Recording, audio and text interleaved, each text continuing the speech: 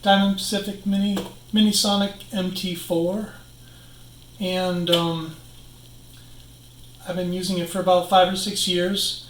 And even though I've had a few questions on my YouTube site about grinding or grit or how to tumble rocks, I had to polish some rocks recently, so I decided to put a video together that could possibly help people. It's not a professional video. It's not going to have music or any cool outtakes or anything like that, but intended to say a lot and ended up saying too much. So my video was an hour and 20 minutes long, and so I've had to truncate that to like 20 minutes. It's a great polishing machine. I just wanted to show mostly that it's not hard. It's pretty easy to polish rocks. What not to do. So it's more of a what not to do video than it is a what to do video. But hope to break it up into chapters and try to describe each one so that you can just quickly dive to the chapter that you need to see. This was a 30-hour process from beginning to end inside the tumbler, and as discussed in some of the video, we pulled the Obsidian early so it didn't get some bad character to it like chips or cracks. So that's it. Hope this is informative and helpful for somebody. I'll try to answer as much questions as possible if there's any questions about your load or what you're doing with your tumbling. And as mentioned earlier, I'm going to make another video that doesn't just show polishing but shows the the 220 stage or the 500 stage. But a lot of this video actually applies to those stages too. So you can glean a little bit of that just from this little video. I want to try to inform some people and help some people with this thing because I think there might be interest in the MT-4 as a machine. Thanks for stopping in, and good luck with your batch.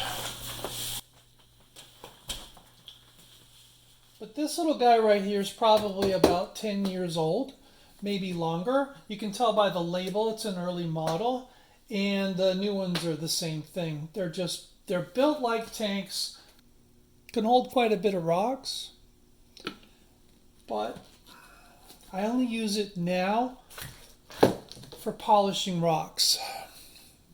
And polishing is just the last stage.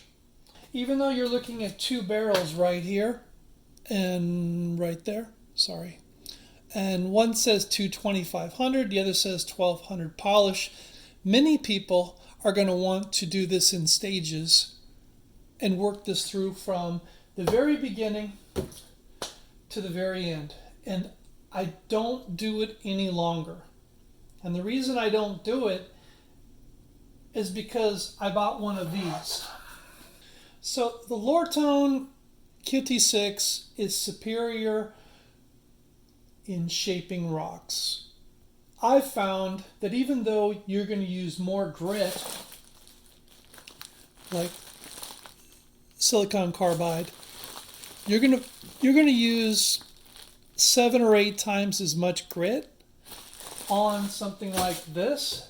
It takes more grit, it's going to take more time. So I'll run something for a week or 2 weeks in the Rotary, but by far it will outperform the little MT-4. The MT-4 has its place for me, and for me that place is the finished polish. But this book was written by the inventor of the Minisonic Vibratory Tumbler, and it's a really, really good book. It's a thorough book. I've read it cover to cover. He not only talks about vibratory, but he talks about rotary tumblers in it as well. So whenever there's a page that describes hardness and what to tumble, types of grit, types of material, how much of what to use in what grit size, he'll talk about the vibratory equivalent for the MT-4. And so this book can still be picked up. The Rock Shed probably has this, or Kingsley North, But this is a good book. This is a great book. I've read it and I don't use it any longer. So I'm not going to go into some really difficult, really scientific way of getting rocks to polish, but I've kind of got it down to a science now. I only use this for polish. And my guy for shaping rocks, 4070, 220, 500, 1200 is what I run through this guy first if I really want to shape rocks. I'm more interested in shaping rocks to be round. Like that's where I want it. Most of my tumbled rocks are round. That's right. I've got like 3 or 4 of these. There's a fleet of them. So this is a hard barrel, but a lot of your rotaries and possibly even some of your vibratory tumblers have softer barrels. So this is very soft, but if I wanted to, early on, I was using this for multiple grits. Just make sure that you clean it a lot and that there's no large grit from any particular prior stage stuck in the barrel, because it'll carry on and it will ruin your rocks in the next stage. The next thing I'd recommend doing with every batch of tumbled rocks is keeping a log. And this is a pretty simplistic log. Let me show you a slide of one of my logs. This is what a spreadsheet looks like. I like comments. It's pretty simple, but actually reading this stuff helps me, especially if I make it in red. What happened? Okay, what happened? Why didn't it work that great? Or why did it go great? Okay. Next, I'd like to briefly discuss what your expectations should be when doing a final polish. There's a lot of rocks that are not perfect. You probably can tell by the lumps in this or this gouge that it ain't perfect. But my thing was, it's a big rock. If I do take those out, it's going to significantly reduce the portion of this rock, or perhaps make some interesting features go away. And so, because I wanted to see those features, I left it in. Sometimes when you're tumbling, you'll see a crack appear in the rock. It's right there. It goes straight through. There's 2 camps to this. One, split the rock in half and retumble it. A lot of people will do that. They'll simply split it right there on the crack and rerun it from scratch. Well, sometimes I think that rerunning a rock will kind of reduce its beauty, and so I'll run it. Lavic jasper has little pits in it. You can kind of see a couple of them in there. To me, this is an acceptable for the rock. And this is actually clear. Okay. Depending on your standards or what you're doing, you may want to stop and polish something even though technically it's not finished. Like, for example, I've got some jewelry level stuff here. This is a Indian blanket. Okay, it's great. It's a hard jasper. It's an extremely hard jasper, but it has a patch right in the middle here which decided to start disintegrating on me.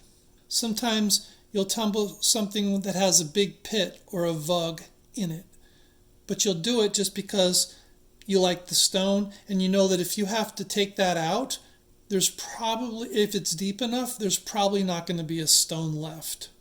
Some people would debate, well, it's probably not a stone worth having. Well, it's up to you. Again, this is another version where there's a vug right here in the middle of the, it's another example. Here's another rock that I think is nice and pretty. I made a pendant out of it, but you can clearly see that it's not perfect. There's probably a little crack right there. here's something that was coming through. I started grinding on it. When I was grinding on it, I discovered that this crack was coming through from the back. If I kept grinding the stone, there wasn't going to be a stone left. And a lot of times when you get a chalcedony mixed in with a lavic, and this is just another good example, you're going to get vugs, little vugs or pits that can develop in there. I don't think it detracts so much from the beauty of the stone where I just want to not polish it. So I'll polish it. So just to give you an idea, there's some examples of rocks that I'll polish anyway, even though they're not perfect. What do you not want to put in this barrel? Something that barely fits into the barrel. This is a bad idea because it won't move and you won't get any locomotion. You want to put something like this in, but it's not going to work good for this tumbler. That's a no-no. Something that's flat. So a large flat surface does not polish well in this, okay? Of something big, just expect it not to be completely covered very well when you tumble it in this. Okay, that's just the way it works. So flat surfaces, I like to bring them to a polish on another grinder, but I'll usually use a grinder with a very fine grit to try to get a polish on the backs of flat surfaces because it doesn't handle flat surfaces very well. Large, long rock. Okay, this is not a good candidate for here. Even one or two of these that are this kind of large and oblong, they don't work very well. So even if this was a perfect rock with rounded surfaces, this is a bad candidate for this barrel. It does not promote locomotion. Matter of fact, what does promote locomotion, and this is just an extreme example, is little stuff. So whenever I'm in the field and I'm finding rocks, which I love finding rocks in the field, I always pick up some small ones that might be really interesting. And the reason for it is because this tumbler loves to have a mix of rocks in it. So something like this, a bunch like that. Okay, so these are like smallish, medium-sized rocks. And again, I like big rocks, but rock size compared to the barrel, here's the barrel, and there are some rocks that I think fit great in here. And so I want to fill it with big rocks, but that's also a bad idea. Too many rocks that are really big, like, I don't know, 6 or 7 is too much for this barrel. It needs a mix. So when you're putting rocks in, you want to mix. And so these are important to have a variety of different shapes and sizes, but that's kind of not where it ends.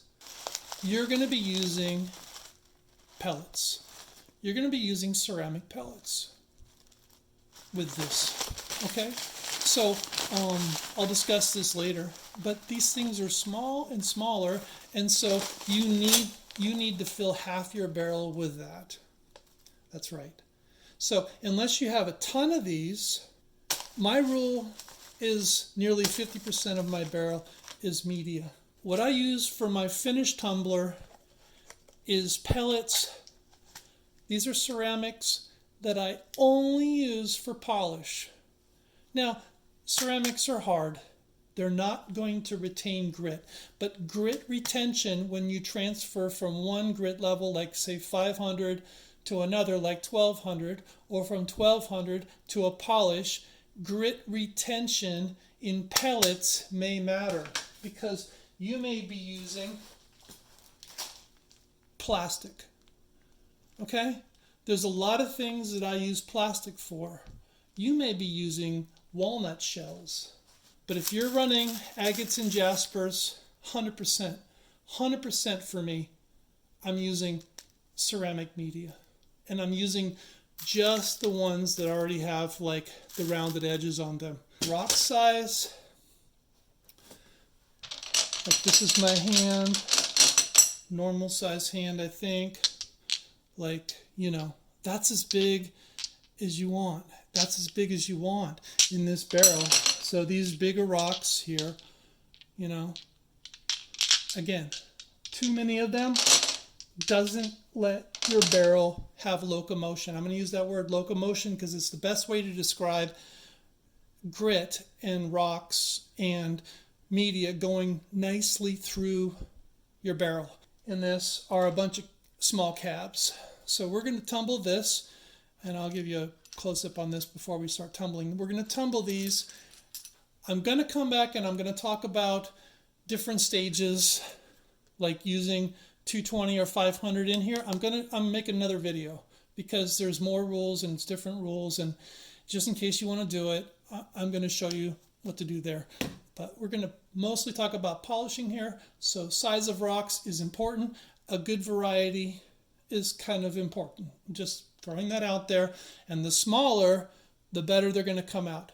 And I always pick up a bunch of these. I got tons of these little guys. I fill little jars and containers with these things, and I got them all over the house. And it's just because they're so necessary.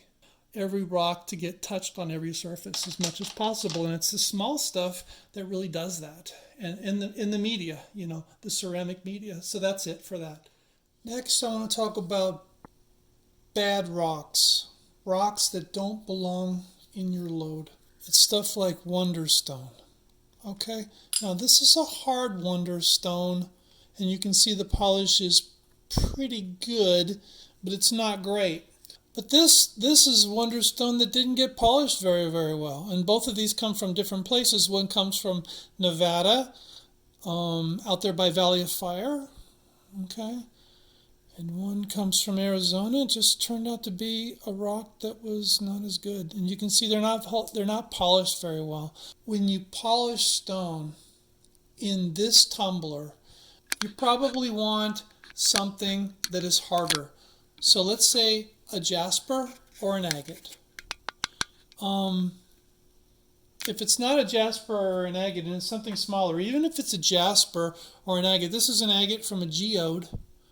Okay, so the geode part got polished really good. But what happened is this part around it, which is the matrix or the body of the geode, got polished, and then it started to disintegrate. I don't know if you can see this here, but what happens is it starts to disintegrate. This tumbler is really good at polishing rocks, but if you run it for a couple of days, like 2 days, and you have a material that's not as hard, it's softer, like this matrix, and you have a hard rock like this agate, which is a geode, it will disintegrate the soft one, and you get what is called undercutting. Bad. You have to watch for this when you're doing tumbling. Even though you may have a hard jasper in there, you have to actually check the load and spot check it and check pieces that are suspect to make sure that they're not disintegrating on you. Because a polish, even though it's supposed to shine things, will disintegrate things. Here's like a septarian nodule. Okay, this I will not run through it because I know that the disparity between the crystal and the matrix itself is going to produce undercutting. So I'm going to have to polish this with something else. And my recommendation would be ZAM, a malachite. You don't want to drop malachite into your tumbler. Okay, it will disintegrate. Here's another one. This is a turquoise sister. It's called Veracite. Here's a rock that I thought was pretty cool. It's from a Nevada mine site, but however, once I started to run it, you can probably see this, that it is starting to disintegrate. And if I didn't pull it, not only would it just end up being a really crappy looking rock, it will ruin every single other rock in my load. It will ruin all of them because it's disintegrating and creating a material which is much, much more rough than a polish. This stuff is really cheap, and I really recommend doing it. And really all you need to do is have like a Dremel bit. Okay, like I have a Dremel bit. There's a special kind of attachment that's like a little white kind of a grinding wheel. It's a little white spinny grinding wheel, and I'll throw that on there. I'll drop it into the ZAM, and then I'll just polish it one by one by hand, and it works just great. Lapis lazuli, don't do it. It's too soft. Don't run it in your Vibe. Don't put something like this. Don't put something like this in your Vibe and expect this to look better when it comes out. It won't. And it will ruin every single rock that you have in your Vibe. And you'll have to pull the whole load, and you'll have to start it all over from scratch. Rocks that are tough, the rocks that don't belong, they simply don't belong in the tumbler. What are we going to polish? We're going to polish a variety of rocks. These are agates here, jasper agate, jasper, and a jasper-like rock. These are obsidian. They're they're 4 different types. This is a snowflake, this is a regular, this is a mahogany, this is a mahogany. But these are going to be hard to tumble. Okay, let's polish. These are going to be hard to polish compared to the jaspers. And that's our challenge. So as we go through this, as we actually do polish these things, we want them all to come out nicely. And I'm going to kind of show you the pitfalls of what could happen, what to look for. These aren't fabulous in themselves, but, I don't pick up fabulous rocks.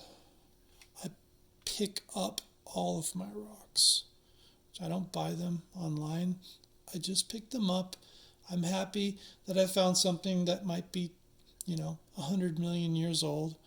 And I like to shape them into something that's fun, jewelry, whatever. Really what we're going to go for is a glass lake, a wet looking shine. This is what we're looking for. We're looking for a rock that looks like it's wet. That's the bottom line. And there's one commonality on all of these rocks. They don't have cracks or vugs in them. Okay?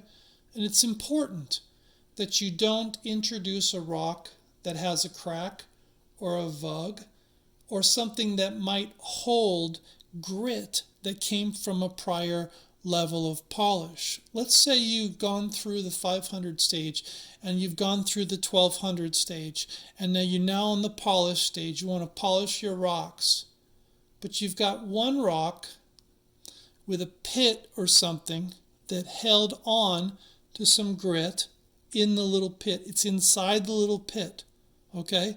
But you don't see it. And then you run all of these in polish. What's going to happen is, after a day, when you start to spot check these guys, you're going to see they all look really scratchy. They all look like they're not being polished. And like, what is going on here? And the fact of the matter is, the grit that might have been held over from your last batch, okay, your 1200, contaminated the polish batch. If you're transferring rocks over from one stage to the other, get a toothbrush, get out there and double check to make sure that any vug, make sure you scrub out all the grit, and make sure that the barrel, okay, that you're going to put these things into is completely clean of any possible leftovers from the prior grit that you used. Otherwise, wow, you're just throwing away money. Who the possible problem guys are going to be in this load, because I guarantee you it's not going to be the jasper and it's not going to be the agate. Those guys are going to shine up fine, but these guys right here we might have trouble with. I'm going to have to spot check those guys and see how they do, and I may have to pull them early, because if I don't, they could completely destroy themselves, because this guy right here is an aggressive machine that is meant to aggressively polish. It's really, really going to work hard, and if you don't watch it, it can destroy rocks really fast, especially in heat. And I'm going to talk about heat in a minute, because I'm indoors and we're going to run this batch indoors. Most of these rocks have been through 1200 already, except for this one. He's only been through 500. You can see it, it's not that great, right? Let's see how this 500 turns out when we try to polish it, okay, compared to the others, which have been run through 1200, okay? I just want to mention that rock is different than the rest of the rocks, and let's see how it does. Okay, we're polishing rocks, and our ingredients are on the table. This is tumbling media, ceramics. This is polish. This is borax. That's water. Ignore the beer. Somebody else is drinking that. Now, we're also going to use some cellophane wrap. And what we're going to do is we're going to load stuff into the barrel. And so, essentially, what I like doing is just kind of mixing it up. One of the biggest mistakes you can make is overfilling this barrel. So some people, including me, like to fill it up to here. Well, guess what? That's too full. That's too full.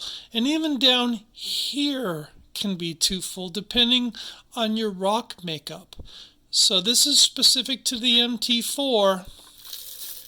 It doesn't like to be overloaded. Now look at the level. Okay, see, it's kind of low, right? It's kind of low. It's like right down about here. Well, actually, that's not such a bad thing.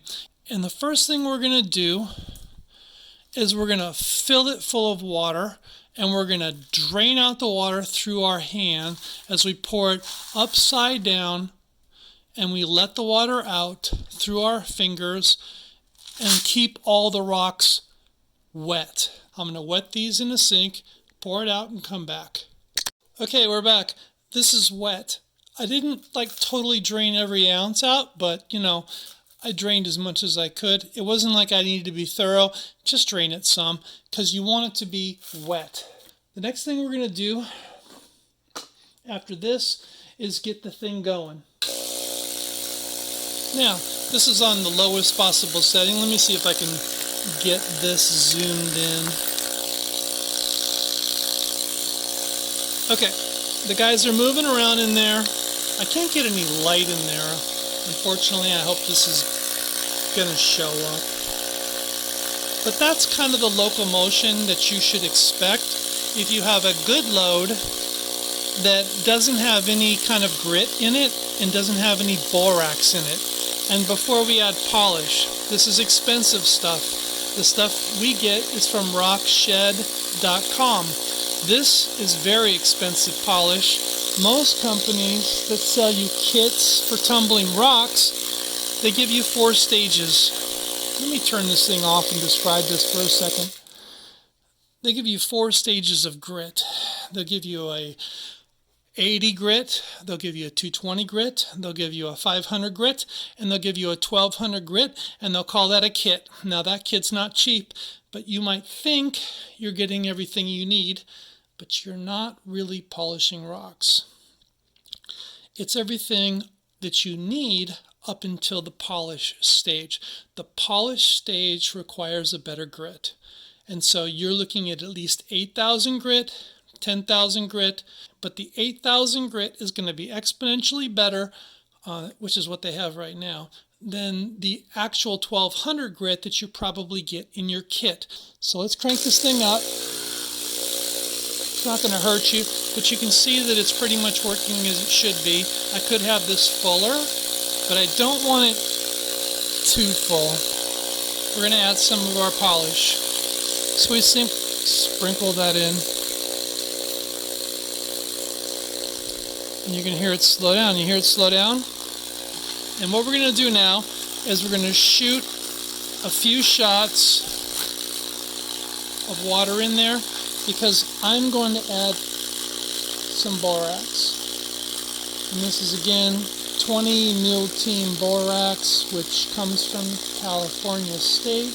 It can be found on Walmart and Costco for about $4 or $5, and I simply sprinkle it in slowly like that, and you can hear it slowing down. You can see it slowing down.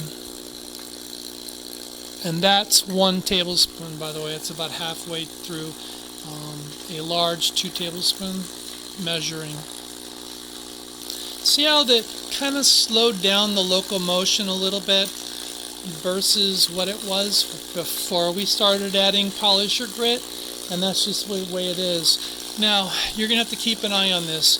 I use borax for a couple reasons. One, it kind of helps soften the load between the rocks, and you don't want the rocks to be bashing into each other and making crashing noises inside of your tumbler. But I have to say this, there's a reason why I'm sitting indoors right now.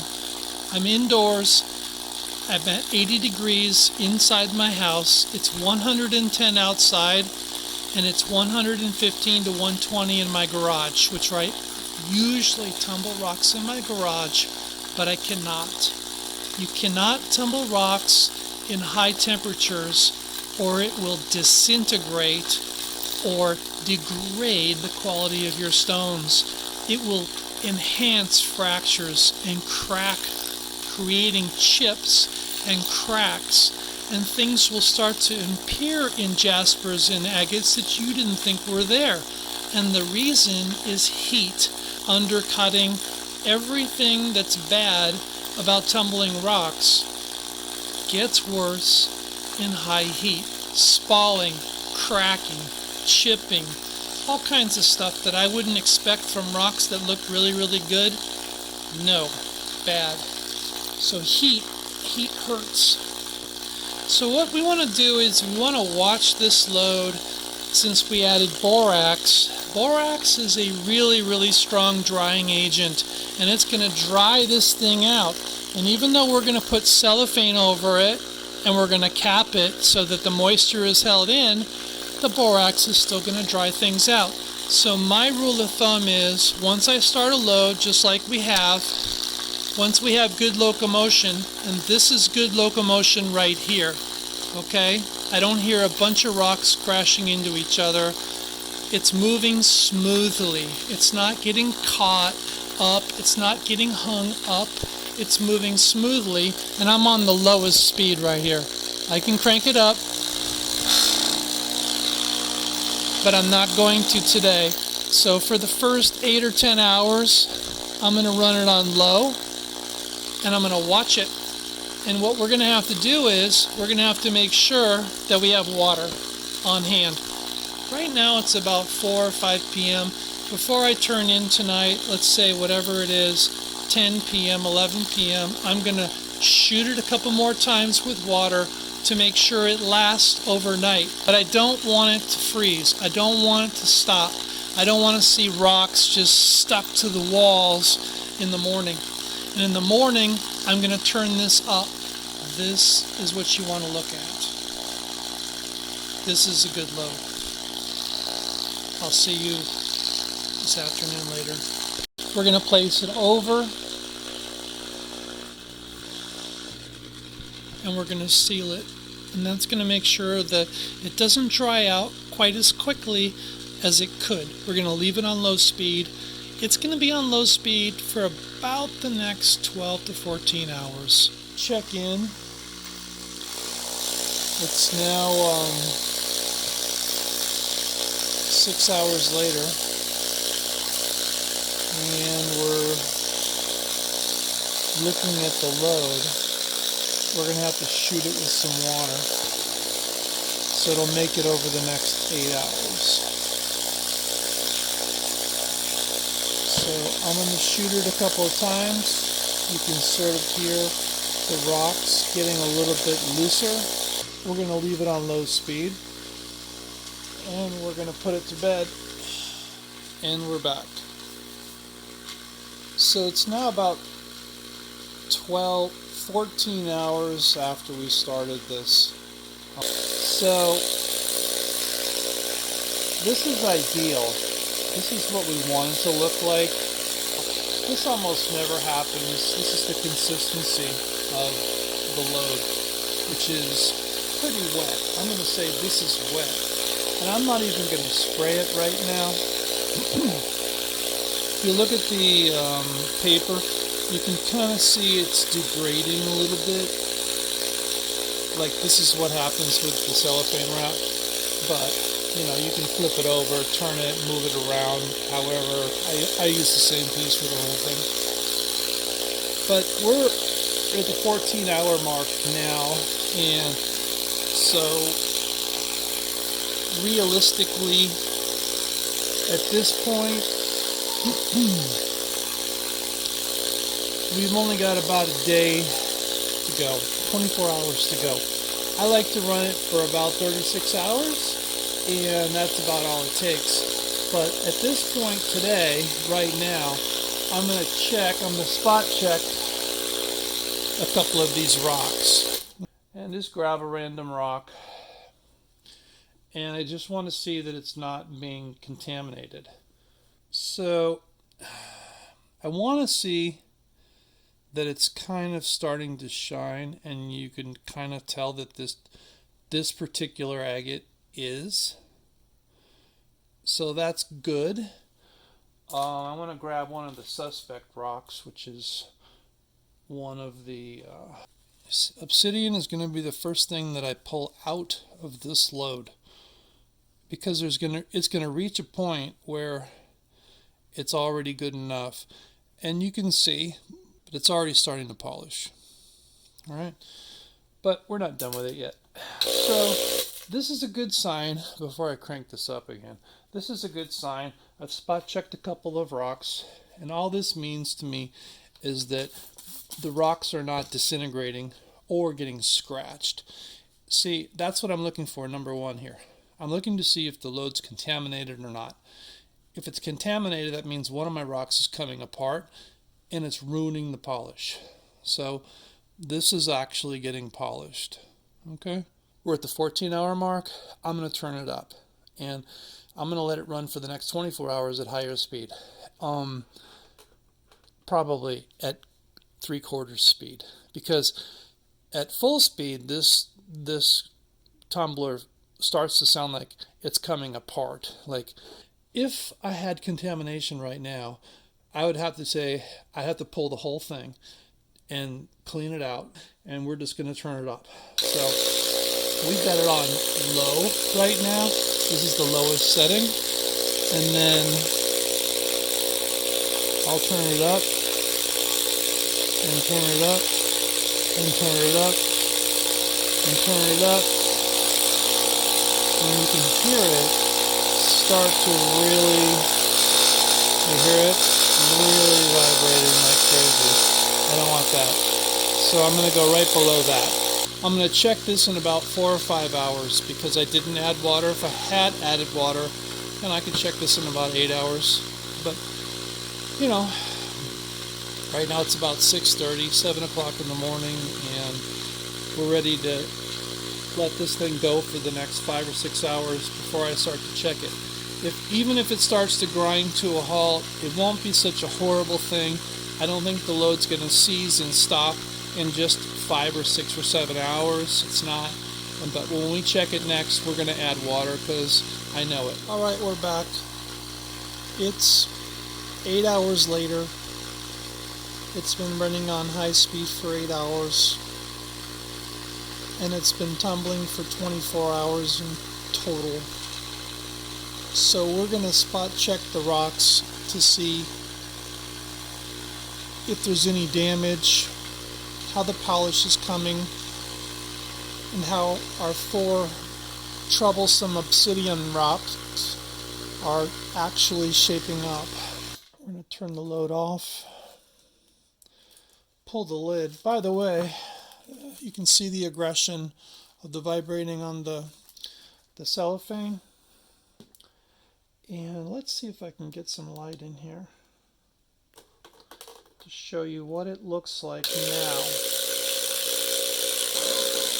So that's what it's doing, and that's what it looks like now. It's still wet, and you can see that it's pretty much covered with, the polish. And to me, this looks really good. It actually could have been much more dry than it is right now, but we're going to spot check some rocks. Okay, I had to break away and come back because it took me about 10 minutes to dig through the rocks in the tumbler to find the ones that I wanted to talk about, and so I didn't want to film that whole 10 minutes.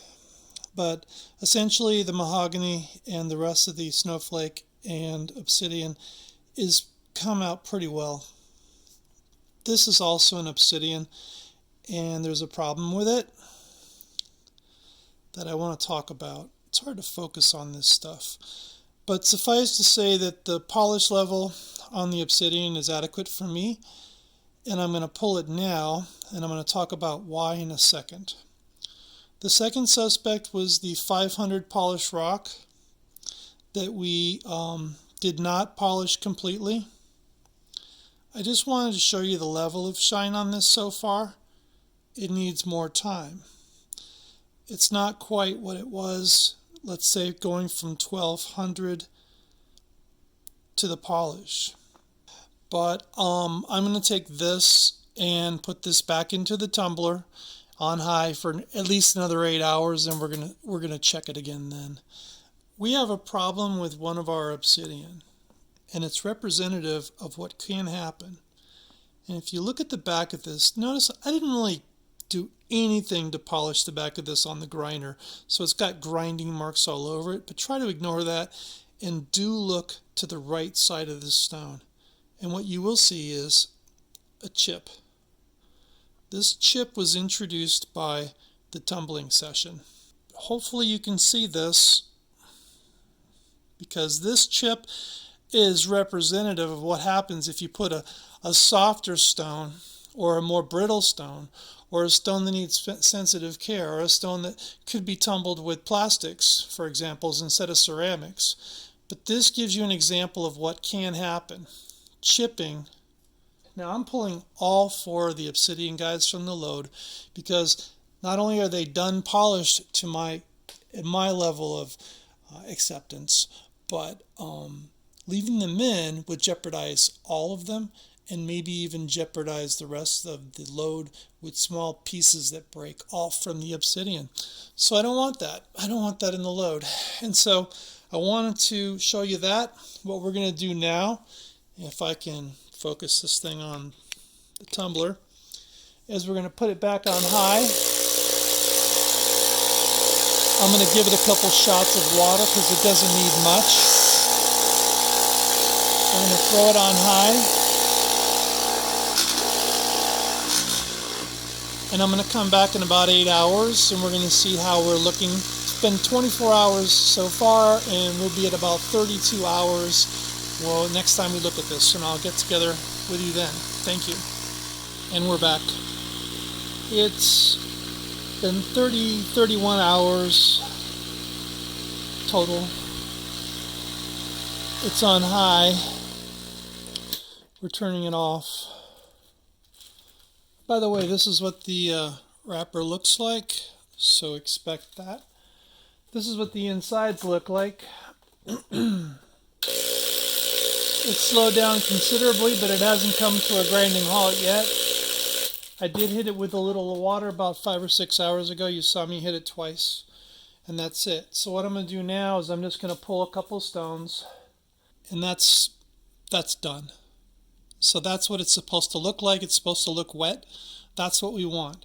So what I'm going to do is I'm going to pull the whole load, the jaspers and the agates, because I know if the agates are done, then the jaspers are definitely done. And I'll get back to you once I've done that. Okay? So what we're going to do is we're going to use HIT to put our slurry, because the problem is if you pour this down the drain, it's going to ruin the drain in your house, and you're going to have a serious plumbing problem on your hand. what will happen is it'll solidify down here in this pit, and you'll be able to come back in a few months and just, it'll come off in chunks, and you can throw it into a, a plastic bag and just discard it really easily. The borax helps the rinse. It'll help a lot. I'll come back and we'll pick it up from there. You're done. Just get it into a container so that you can easily see. You can spot check these if you want to, see if they're any good, but clean the barrel. I like to see if these things look good or whether they're carrying any grit. So sometimes if you get a rock that has some pits in it or whatnot, you can tell here, because the actual polish is white. Well, your aluminum oxide polish is white, and it can get trapped in there. So what I'll do sometimes, if it's a large cavity or whatnot, I'll take a toothbrush to it. If it's a smaller cavity, I'll throw it in something like a jewelry cleaner, and that does a pretty good job too. Depending, I've had mixed luck with that. But then, I just basically take a microfiber cloth to these and inspect them. This has a gouge right in the middle of it. You see that? I did that. That was me rushing through the grinder process, and I just, I messed that up. So what I'm going to do is I'm going to take these indoors because it's like 115 in my garage right now, and my phone will die. And I'll see you back in there, but this is typically what I do. Also, if you look over here, there is where the ceramic media is, and I'll just leave it out to dry. I'll just spread it out like that and leave it to dry, and it'll be completely dry in a couple hours or more. But I've drained most of the moisture out of them before I threw them on the towels. You can see most of these are done. So the agates and the jaspers are done, and then I'll take a final shot of this indoors once I'm done with this little bit. So we have our stones finished. They're done polishing. The Obsidians came out great. We pulled them after about 12 hours, 14 hours. The jaspers came out just fine. This was the agate that was 500. All right. And we went from 500 to polish. And the purpose was to demonstrate that you can go from 500 to polish. So a lot of times, if I just want to get some rocks out quick and I don't need the highest quality, I'll just go straight from 500 to polish. And that's what we did here on that one rock. And the rest of these were polished more significantly. No real problem child other than this guy. And we talked about this in the long video. You've got to watch it. I pulled all these Obsidians much quicker because of this possibility. Yeah, that just warranted me pulling it. And from that point forward, it was pretty much a done deal that those were not going to be in there. I didn't want them destroying the rest of the load, and I didn't want them getting more chips or whatever. Bad stuff can happen. But that's it. That's where we ended up. And then I'll probably have some closing statements here. Thank you. Well, that's it. We produced a pretty good batch of stones with this. Everything kind of came out the way we wanted it to. The quality of the rocks that it produces in the polish stage are very high. I think we've shown here that it doesn't have to be difficult. The formula for getting a polished rock is pretty simple.